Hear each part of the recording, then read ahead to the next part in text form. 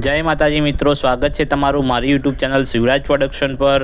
આજે ફરીવાર હું ખેતરમાં આવી ગયો છું અને આજે તમને આંખોને જીવનરૂપ સમાન અને આંખોને રોશની પ્રદાન કરતી એવી ડોડીની ઓળખાણ કરાવીશ। તો ચાલો આપણે ખેતરના શેડા પર અને ચોમાસામાં મળતી એવી ડોડીની શોધ કરીએ અને શોધીને તમને બતાવું કે ડોડી કેવી હોય અને કઈ રીતે એને ઓળખવી। મિત્રો, હાલ ચોમાસું ચાલી રહ્યું છે, આજુબાજુમાં સરસ મજાના પંખીઓનો કલરવ થઈ રહ્યો છે અને ડોડી એ ચોમાસામાં વળતી વનસ્પતિ છે। આ રહ્યો જો ડોડીનો વેલો, તમે જોઈ શકો છો કે આ ડોડીનો વેલો છે અને આ ડોડીના પાન છે। આ રીતનો ડોડીનો વેલો હોય છે અને આ રીતના એના પાન હોય છે। ડોડીને અલગ અલગ નામે ઓળખવામાં આવે છે। કોઈને ખરખોડી કહે છે, વર્ષા ડોડી કહે છે, જીવંતી કહે છે, જીવની કહે છે।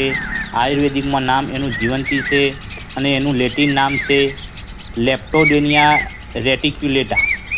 ડોડી બહુવર્ષીય વેલ સ્વરૂપની દિવ્ય જડીબુટ્ટી છે। આ વનસ્પતિ મુખ્યત્વે ખેતરોના શેડા પર અને જંગલોમાં થાય છે। આ દિવ્ય જડીબુટ્ટી અત્યારના સમયમાં નાશપ્રાય થવાને આરે છે, ત્યારે આ વનસ્પતિને ઓળખી જ્યાંથી મળે ત્યાંથી લઈ તેનું વાવેતર આવનાર પેઢી માટે કરીએ।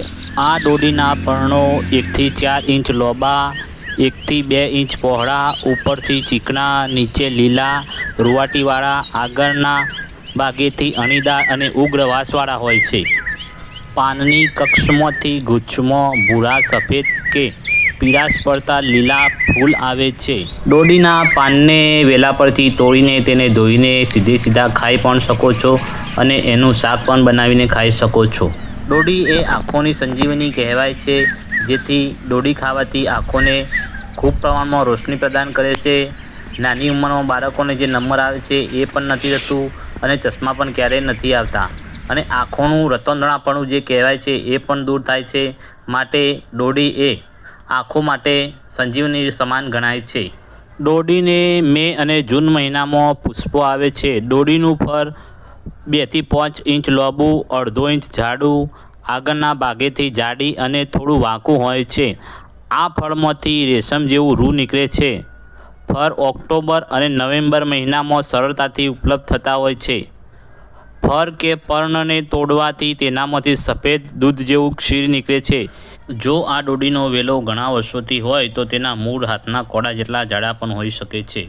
હવે આપણે ડોડીના કેટલાક ગુણો જોઈએ તો ડોડી એ દૃષ્ટિ શક્તિવર્ધક એટલે કે આંખોનું તેજ વધારનારી છે।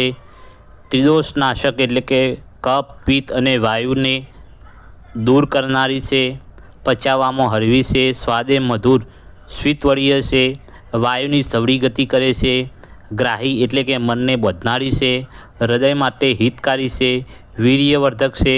રસાયણ એટલે કે વૃદ્ધત્વને શરીરથી દૂર રાખનારી અને ક્ષય એટલે કે ટીબી મટાડનારી છે। હવે આપણે ડોડીનો ઉપયોગ અને તેનાથી થતા ફાયદા વિશે જાણીશું। ડોડી એ આંખોનું તેજ વધારી આંખોને તંદુરસ્ત રાખે છે, તેથી તે આંખોની સંજીવની કહેવાય છે।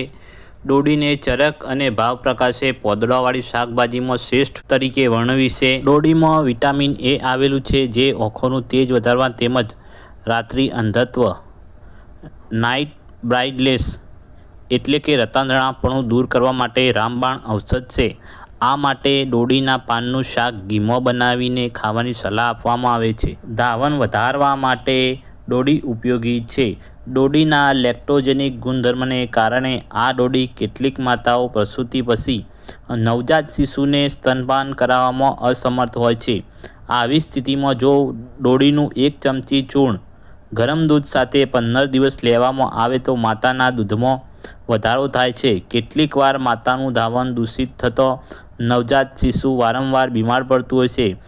આવા ધાવણના દોષો દૂર કરવા માટે પણ ડોડી ઉપયોગી થાય છે। ડોડી એ પ્રજનન સમસ્યાઓને દૂર કરતી આયુર્વેદિક જડીબુટ્ટી છે।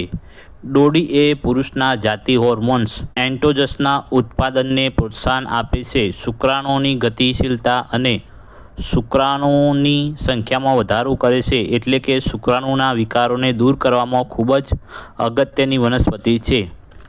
વધારે સારા પરિણામ માટે તમે ડોડી ચૂર્ણ, કવચા ચૂર્ણ, અશ્વગંધા ચૂર્ણ, શતાવરી ચૂર્ણ અને ગોખરુના ચૂર્ણને સમાન માત્રામાં ભેળવીને આ ચૂર્ણનો તમે ઉપયોગ કરી શકો છો। ડોડી એ સંધિવા માટે લાભદાયી છે।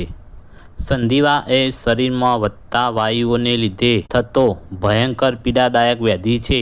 એ મોટે ભાગે પાચનતંત્રની નબળાઈને કારણે થાય છે.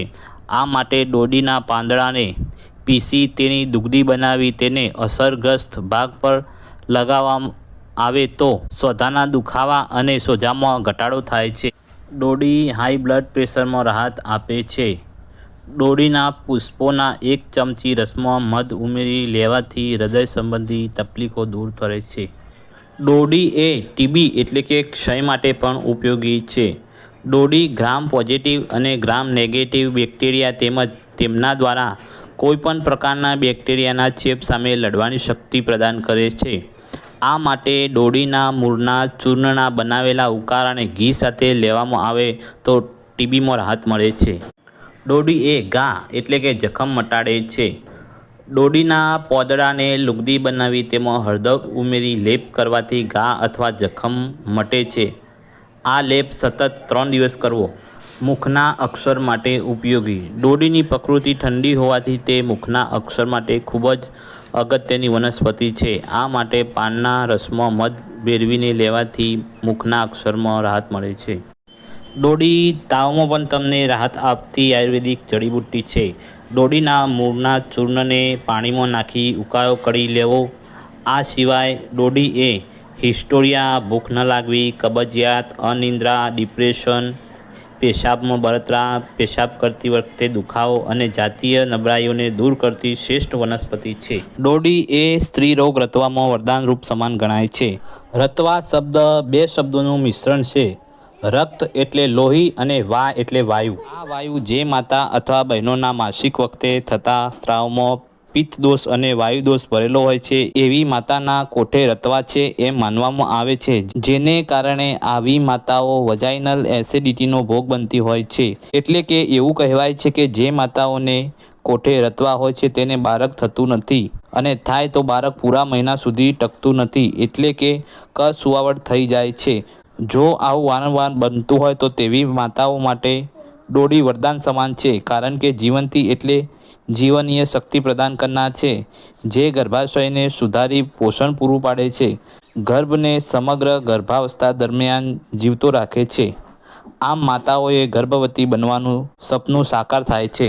અમારા વિડીયોની અંદર બતાવ્યા પ્રમાણે ડોડીનો ઉપયોગ કરતા પહેલાં તમારે તમારા નજીકના આયુર્વેદિક ચિકિત્સકનું માર્ગદર્શન અને સલાહ લેવા સૂચન કરવામાં આવે છે.